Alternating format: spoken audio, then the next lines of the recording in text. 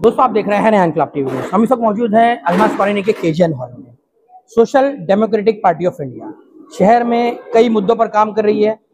राष्ट्रीय और अंतर्राष्ट्रीय मुद्दों को लेकर भी एसडीपीआई खुलकर अपनी बात रखती है। इसके कैडर, इसके नेता मुखर होकर अपनी बातों को रखते हैं। आज एसडीपीआई पार्टी द्वारा यहाँ केजीएन हॉल में पार्टी कन्वेंशन प्रोग्राम का आयोजन किया गया था, जिसमें देश में चल रहे मुद्दों को लेकर, खासतौर से वक्फ बोर्ड बिल को लेकर अपनी अपनी राय का इजहार किया गया। इस मौके पर एसडीपीआई का कैडर मुंबई और आसपास के इलाकों से भी यहाँ पर मौजूद था। यहाँ पे जो प्रवक्ता आए थे, उन्होंने वक्फ बोर्ड कितना मुस्लिम समाज के लिए ही नहीं बल्कि देश की सभी माइनॉरिटीज के साथ साथ जो पिछड़े समाज के लोग हैं उनके लिए कितना नुकसानदायक, इसको लेकर अपनी बात को रखी। और एक पॉइंट, लिमिटेशन एक्ट, कि अगर 12 साल से ज्यादा किसी ने भी चाहे नाजायज तौर पर वक्फ की जमीनों पर कब्जा किया हो, 12 साल के बाद उसको कानूनी हक मिल जाता है। पहले वक्फ ट्रिब्यूनल कोर्ट में इस मुद्दे को चलाया जाता था, इस केस को चलाया जाता था और सख्त से सख्त सजाएं दी जाती थी, लेकिन अब इस कानून के तहत इस प्रावधान को भी खत्म करने की कोशिश की जा रही है। सरफराज भाई, आज एसडीपीआई का पार्टी कन्वेंशन का प्रोग्राम था और इसमें देश में चल रहे कुछ अहम मुद्दों को लेकर बात हुई, जिनको भटकाया जाए। सबसे बड़ा मुद्दा वक्फ, क्या कहेंगे इस प्रोग्राम को? देखिए, हमारी हर 3 साल पे न्यू बॉडी बनती है एसडीपीआई की, और ये पूरे स्टेट से लेके नेशनल से लेके नीचे लोकल बॉडीज़ है।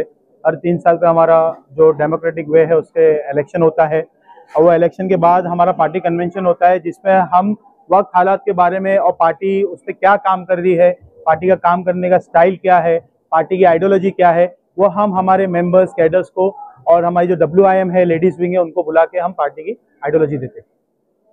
आज के प्रोग्राम में क्या क्या डिस्कस हुआ?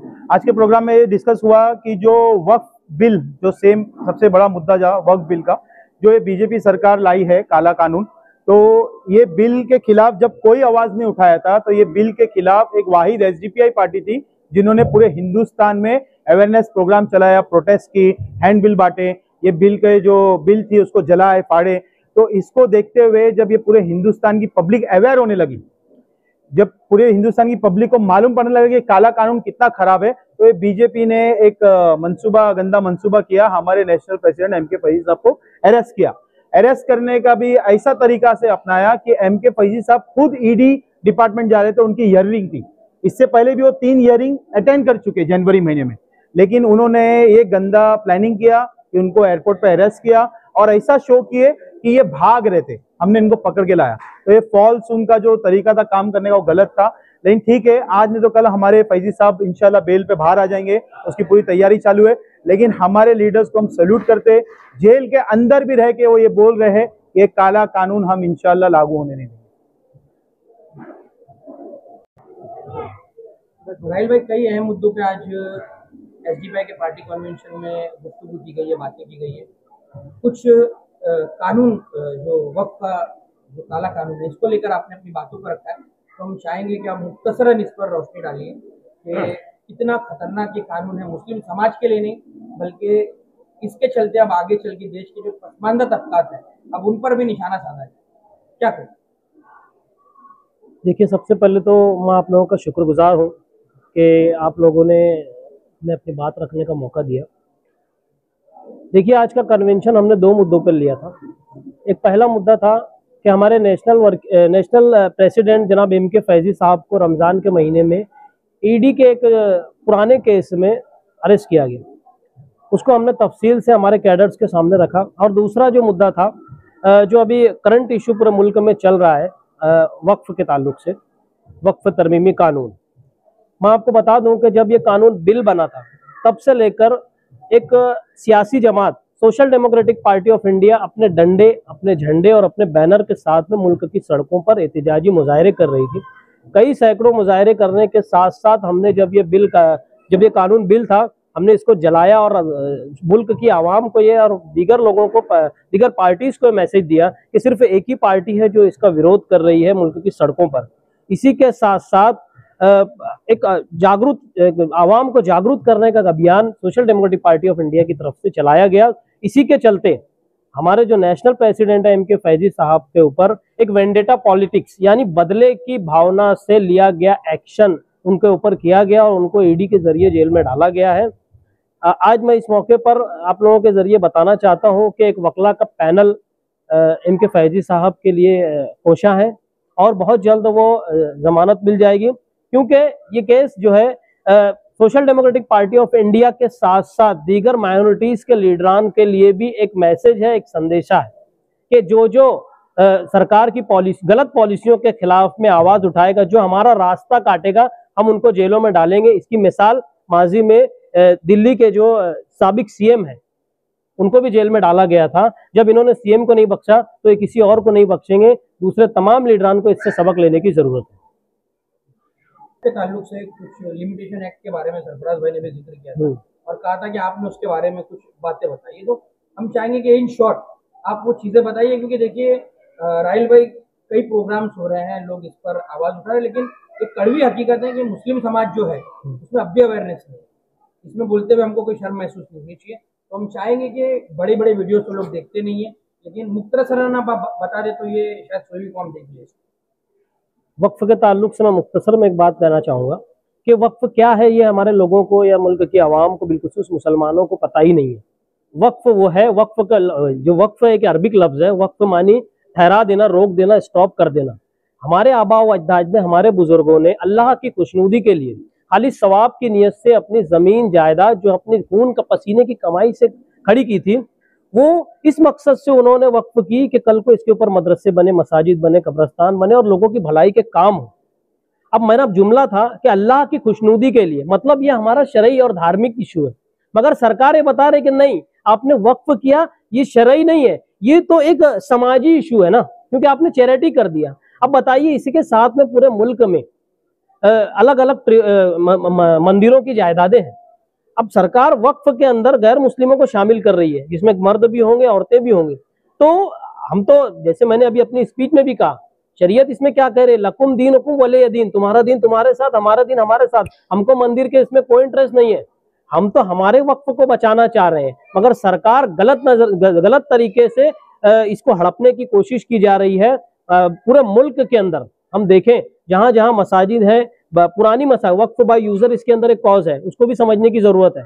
सरकार ये कह रही है कि इसका पंजीकरण करना पड़े, पंजीकरण यानी ऑनलाइन इसका रजिस्ट्रेशन करना पड़ेगा। जो 200, 300, 400 साल पहले पेशवाओं के वक्त, क्या कहते हैं उसको, अंग्रेजों के वक्त, मुगलों के वक्त में जो हमारे बुजुर्गों ने जमीनें जबानी वक्फ कर दी, वो उसके पेपर, हम उसके कागजात कहाँ से लाएंगे? और ये कह रहे हैं कि 6 महीने के अंदर इसको रजिस्टर करो। हमने देखा लाडली बहन जब स्कीम चल रही थी तो सर्वर डाउन रहते थे। अगर 6 महीने में ये वक्फ रजिस्ट्रेशन नहीं कर सके तो फिर हमने सोचा है कि इसका क्या होगा। यकीनन इसको गवर्नमेंट प्रॉपर्टी करार दे दिया जाएगा, जिसको जो हम कतई, social democratic party of India तो कतई ये होने नहीं देगी। इसी के साथ साथ जो लिमिटेशन एक्ट लगा वो क्या है, इसको भी समझने की जरूरत है। लिमिटेशन एक्ट क्या कह रहा है कि 12 साल से जायद वक्फे से अगर कोई पोजीशन, अगर किसी के ताबे में, किसी के अंडर में कोई जमीन है तो उसको उसके मालिकाना हुकूक दे दिए जाएंगे। पहले अगर वक्फ पे कोई अतिक्रमण कर लेता था, कोई नाजायज कब्जा कर लेता था तो कठोर कार्रवाई होती थी, 2 साल तक जमानत नहीं होती थी। मगर उसको इतना हल्का कर दिया गया है कि एक पीआर और एक बॉन्ड के ऊपर वो छूट जाएगा, इमीडिएट उसकी जमानत हो जाएगी। पहले हमारा जो मामला है वो वक्फ ट्रिब्यूनल में चलता था, मगर आज सरकार ये चाह रही है कि इसके अंदर माइनॉरिटी मिनिस्टर्स भी हों और विधायक भी हों और एक ग्राम सेवक, ग्राम पंचायत का मेंबर भी हो। उसको तो अपना नाम हिंदी में लिखने का ढंग नहीं है, वो क्या वक्फ को बचाएगा? जिनको वक्फ जो है हमारा शरई मामला है, मैंने पहले भी कहा, इसका किसी गैर से कोई लेना देना नहीं है। ऐसे लोग इसके मेंबर बन जाएंगे जिनको इस्लाम का अलिफ भी नहीं पता, वो क्या वक्फ के प्रोटेक्ट करेंगे?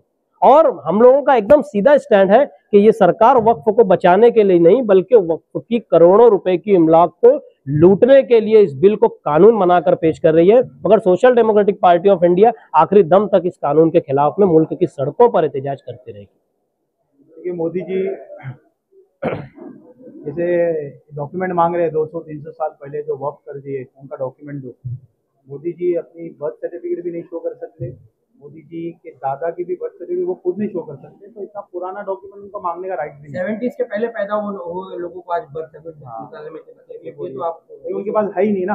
उनका जब डिग्री आ सकता है तो हो सकता है उनकी बर्थ सर्टिफिकेट भी आ जाए। तो और दूसरा, जब वो अपना पीएम फंड कोरोना के टाइम पे नहीं शो कर सकते तो उनका कोई राइट्स नहीं है कि मुसलमान की प्रॉपर्टी पे कब्जा कर। ठीक है, आ गया, ये कोशिश करें कि ज्यादा से ज्यादा एसडीपीआई में अपने आसपास लेकिन आप देख रहे हैं कि शहर में मसाइल का अंबार, दूसरा वादों का अंबार, तीसरा एक पट्टी बंधी हुई है सो कॉल्ड सेक्युलर नेताओं के नाम। कैसे एसडीपीआई अपने आप को देखती है, कैसे इस मझधार के अंदर एक रहती है, क्या कहें? ये सबसे बेहतरीन मौका तो यही है कि जब कश्ती मझधार में आती है तो उस वक्त कौन इसको किनारे लाता है। तो आज जो है पूरे हिंदुस्तान में सब लोगों को ये पता चल गया है कि ये जो पार्टियां हैं ये अपने मुफाद के लिए कुछ भी कर सकती है और इन्होंने हद पार कर दी। आज अगर हम उसको खुलासा करें तो हमारे ऊपर पाबंदी है, ये कोई बोल नहीं सकता। लेकिन ये सब आवाम जानती है, आज की आवाम सब पढ़ी लिखी है, ये सब फिल्म बनाई जा रही है, सब ड्रामा है, इसका हकीकत सबको मालूम है। लेकिन ये चीज़ हम जाहिर नहीं कर सकते। लेकिन ये आज बच्चा से बच्चा जानता है हिंदुस्तान का कि ये हिंदुस्तान क्या हो रहा है, किस तरह से इसको एक मदारी डुगडुगी बजा करके और चला रहा है। और बाकी जो बोलते हैं ना, लोग खड़े रह करके तमाशा देख रहे हैं, लेकिन सारे लोग पढ़े लिखे हैं, डर रहे हैं, जो अपना मुंह नहीं खोल रहे। लेकिन हकीकत सबको पता है कि क्या है। हम इसीलिए आगे आ रहे हैं कि लोग ये हम डर को निकालने के लिए, ये हमारी पार्टी जो है वो खौफ से आज़ादी है, भूख से आज़ादी के बाद खौफ से आज़ादी है। तो हम अपने पास बुला रहे कि आओ हम तुम्हारा खौफ निकालेंगे और इसको आगे बढ़ाएंगे। इंशाल्लाह ये चीज़ आज जो खौफ है आगे खत्म होगा। शहर में टोरेंट पावर से लेकर ट्रैफिक से लेकर और जरा सी बारिश जो बेमौसम भी होती है, तो उसमें सड़कों पर बहने वाला कचरा तक इस वक्त एक मुद्दा है और हर चीज के ऊपर लोगों की सियासत है, जनता की सियासत है। तो एसडीपीआई जब आएगी तो क्या ये उम्मीद की जा सकती है एसडीपीआई से कि इन मुद्दों को, रोटी सेकने वाले मुद्दों को हटा दिया जाएगा, इस पर ऐसा काम किया जाएगा कि किसी की बोलने की जरूरत नहीं? देखिए, ये पार्टी जो है ये बोलती कम है और करती ज़्यादा है। लेकिन इससे पहले कि हमें कुछ मौका मिले, हम तो सत्ता में नहीं है, जो लोग हैं उनके लिए सवाल था। लेकिन फिर भी ना रहते हुए भी हमने जो काम किया वो आवाम की नज़रों में मुमरा की आवाम जागरूक है, जान रही है कि एसडीपीआई आज थोड़े समय से आ करके उन्होंने कितना काम कर दिया है बगैर किसी पावर के। जब हम पावर में आएंगे तो आप कैसा समझते हैं कि किस तरह से काम करके दिखाएंगे। और जिस तरह अभी हमारे भाई ने सवाल किया था कि वक्फ बोर्ड ये मुसलमानों का है था और मुसलमानों का रहेगा। लेकिन ये जो चीज़ बता रहे कि आज जो अवाम मुसलमान खामोश बैठी हुई है कि ये कुछ उलमाओं का काम है, ये पर्सनल बोर्ड के लिए है, नहीं, ये पर्सनल बोर्ड तो सिर्फ उसको निगरानी करने के लिए है। ये वक्फ की ज़मीनें हर मुसलमान की है, जो अल्लाह के नाम पे दी गई है, ये इसका सवाब आखिरत तक, क़यामत तक मिलता रहे। तो ये मुसलमानों की है, जो अल्लाह के नाम पे छोड़ी गई है। तो आज अल्लाह के लिए ये मुसलमान जो सो रहा है वो उठे, ये तुम्हारी हक की चीज़ है, इसको जाया ना करें।